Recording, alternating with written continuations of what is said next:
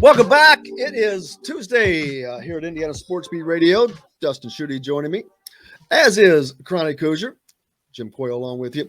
Brought to you by our good friends from Andy Moore Honda of Bloomington. Make sure you stop in. They have got tons of deals, whether it's 0.9% financing up to 1.9. Chronic, how are you, brother? Doing well. Glad to be back. Thanks for having me. You made it through, man. They've tried to throw everything at you this year. Yeah, you know what? It's we certainly got our deductibles out of the way in the past year, but no, I'm on the mend, back at work, doing well. Got everybody in the house healthy, with the exception of the wife, who hopefully is on the back end of it. But we're going to be immunized AF here. It looks like going forward. So ready to get back to some sense of normalcy here soon. News out today, our good friend Kevin Brockway with a story. He'll be with us on Thursday, and normally he would have been here today to talk about this. But new Indiana offensive coordinator Walt Bell making $700,000 coming up this season with a bonus structure that can increase that up to about $787,000. Contract was obtained through an Open Records Act by Kevin. Let's see, pays a base salary of $450, an additional $250 of marketing and promotion, yada yada yada. Okay, that stuff is not even news to me anymore. Yeah, all right, that's where they have to be, and that's that. But the bigger question is, what's it going to be like? A lot of coaching changes, Chronic. You've got a lot of changes on defense as well with the announcement, Dustin, of both the new DC and OC. But the biggest change, of course, coming is Tom Allen will be calling the defensive plays, Dustin, and that, I think that makes a lot of Hoosier fans happy. Yeah, I think that him having his hand more in the defensive side again after seeing – and I don't necessarily think that the defense was bad last year. I just think that it got worn down because the offense couldn't move the damn ball at any point throughout the season other than really that Maryland game.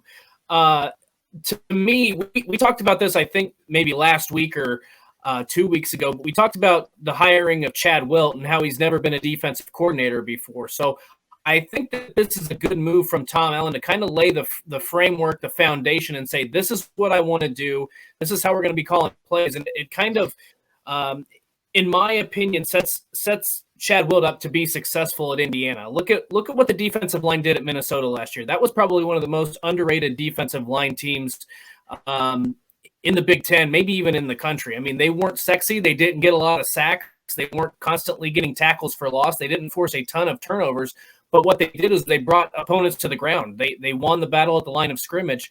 And I think that in a way, I know Tom Allen likes takeaways, but I think that you want to get back to the fundamentals because at times this tackling for Indiana was bad, especially late in the year. Now, whether that was a fatigue and just exhaustion by the midway point of the season from being on the field so much, I don't know. But I think that bringing that kind of philosophy and having his hand back in the defense, I think, is a good sign for Indiana to maybe get back to where it was a few years ago.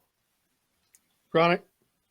Yeah, I tend to agree. I think it's I tweeted out when I saw the news. I think it's certainly Tom Allen's strength. And I think it's certainly a good year to have a strong year for Indiana football. And, there's certainly been some questions about Tom Allen's game management when he was functioning solely as the head coach and not a play caller. So we'll see how they plan to address those issues with those added responsibilities on the head coach. But at the end of the day, you've got to play to your strengths, and that's the horse that took Tom Allen into this job. It seems like a rather prudent move to take those responsibilities back and perhaps reestablish this defense more in the light that he wants it to be seen in. Yeah, and they just got to get back to where they were just a few years ago. And the takeaways was a big aspect of that, Dustin and Chronic. They talked about that at length of how they had gotten so far so quickly away from that. But John, I don't know if you have the Tom Allen clip, but I asked him, the thing that I asked him was how he was going to be able to balance being the head coach and now calling defensive plays, because as the head coaches I've talked about, you've got to be in the game, man. You've got to be 2 plays ahead at all times, whether it's offensive, defense, clock management, this, that, and the other thing going on, which is what a head coach is trying to do. I asked him how he's going to be able to balance that. I've got it. Do you want me to play it? Yes, please. Okay. Yeah, it's a great question too. I think, Jim, that to me, what I am going to do, I am going to assign one of our staff members and to be able to be in charge of those situations. But I think that the last 3 years have been invaluable for me to grow and to learn. Matter of fact, even so, as some situations transpired in the playoffs the last couple of games. So I would send a group text out to our staff and to talk about the situations that happened with clock management, different things like that. So I've really grown in those areas, and I feel like my comfort level, but even just understanding, per our rules for college football compared to those were obviously NFL situations, but a lot of the concepts are the same. And so I am going to assign somebody to that responsibility to be able to do that. We already have a separate individual that does all of our game day analytics, and so that will stay consistent. And I communicate with him throughout the whole game about the uses of the clock, the going forward on 4th downs. There's obviously, at the end of the day, it's a gut decision that you make as a head coach, but we do utilize the data to give us a baseline to go off of, so that will be consistent. And I thought that's really helped me a lot, so that won't change. So, but I think the biggest thing is having someone that I trust that will be with the defense on the sideline, and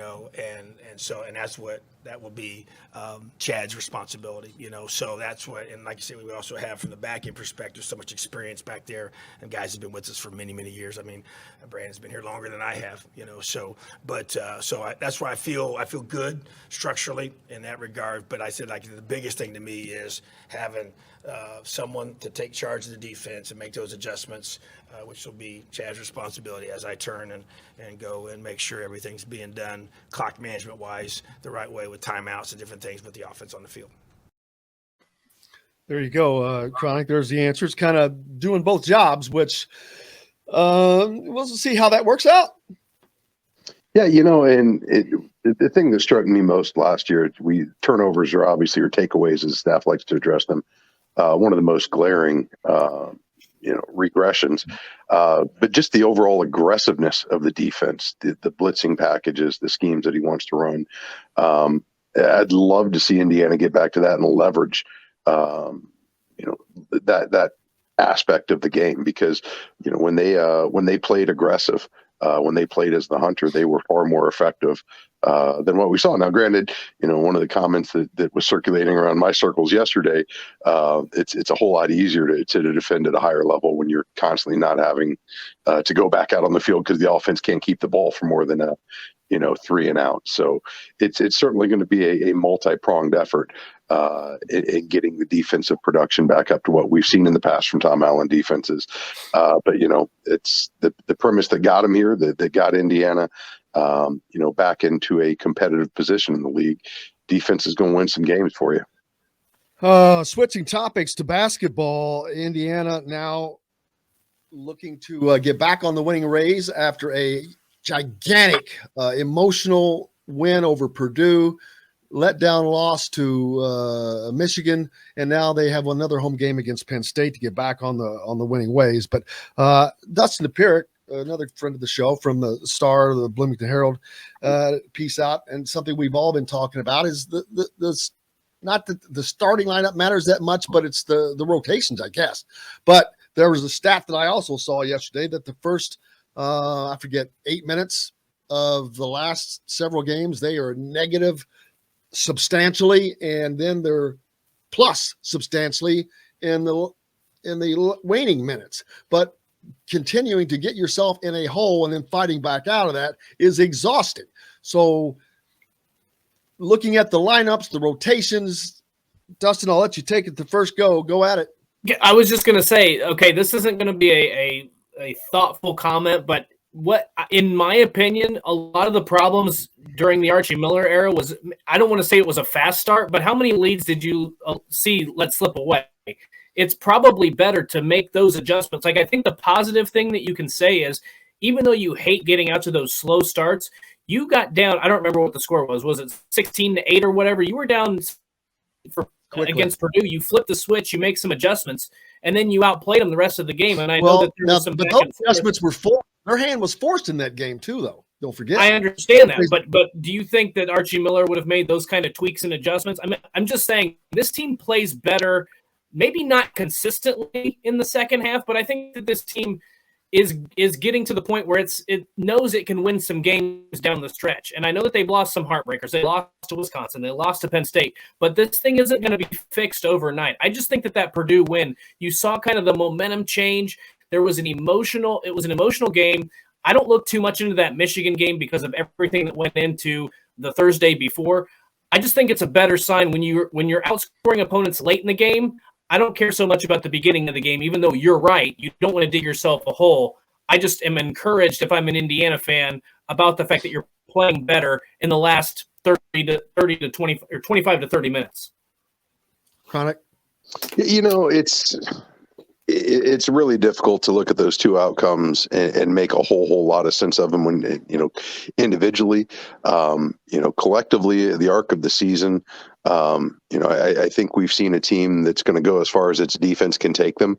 We talk about the adjustments that are being made. It's usually, substituting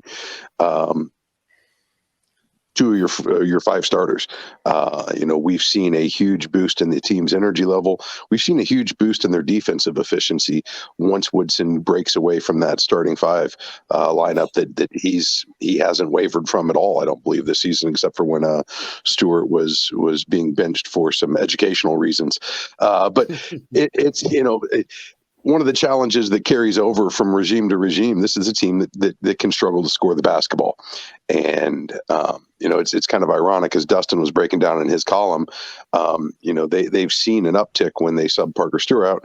Parker Stewart's your best shooter. The problem is that the ball doesn't seem to find him early on, or he's been unable to really get going early on in order to make an impact. And, quite the opposite. Usually what you're seeing is you've got a couple guys on the floor that are giving up more points than they're able to score.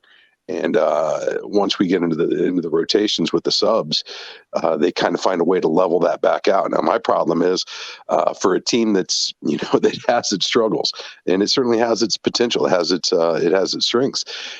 You got to stop spotting the other team 6-8 points to start the game and creating these holes that you consistently have to dig back out. And then to repeat that to begin the second half, my phone was blowing up after Purdue, considering the way they closed the first half, to go back to your starters and then relinquish that cushion that you had built just in short order. It's becoming a well-worn road for Indiana right now, starting off slow and then having to claw their way back. And Woodson, I have no problem with. It's not so much who starts rather than who finishes.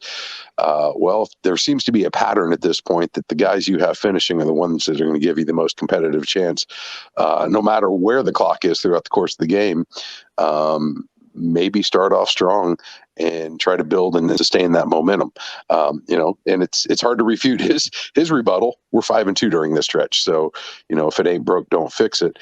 The challenge is, as you saw against Michigan, sometimes once you get in those holes, you're just never going to find a way to get back out of them. And as problematic as that was at home, that becomes exponentially more problematic when you're dealing with road games in the Big Ten. And, end result after the weekend, Indiana's in position now where you pretty much have to defend home court from here on out, and you cannot lose any of those games where you're favored to win from here on out if you want to find yourself on the right side of the bubble come Selection Sunday.